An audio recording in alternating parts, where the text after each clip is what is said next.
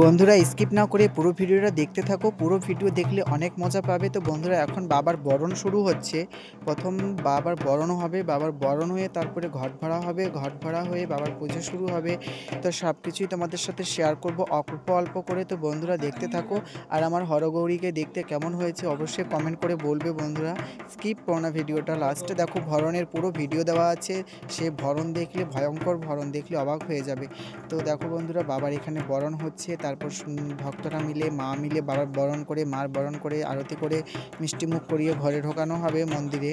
আর বাবা মাকে যে এত সুন্দর করে আমি নিজের হাতে সাজাতে পেরেছি, তো সত্যি আমি নিজেকে খুব ভালো মনে করি যে আমি বাবাকে আর মাকে এত অপূর্ব করে পুজবরণ ধুতি দিয়ে, মাকে বেনারসি পরিয়ে, গয়না জুয়েলারি দিয়ে সাজিয়ে এত সুন্দর লেগেছে। সব ভক্তরা মা বাবাদের দেখে অবাক হয়ে গেছে।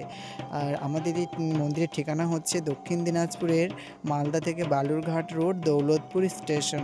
দৌলতপুরে নেমে পূর্ব দিকে আসতে হবে, শঙ্করপুর গ্রামের নাম। তো বন্ধুরা চাইলে কমেন্ট করলে পুরো অ্যাড্রেস দেওয়া হবে ভালো করে। অসংখ্য ভক্তরা এখানে আসে এবং যার যেটা সমস্যার সমাধান বাবা মারা করে। কৃষ্ণকালী মা আছে, মা মনসা আছে, সকলে মিলে ভক্তদের মঙ্গল করে। আর প্রতি সোমবার, বৃহস্পতিবার, শনিবার এখানে আসন হয় এবং হাজার হাজার ভক্তরা এসে উপকৃত হয়। রাধে রাধে।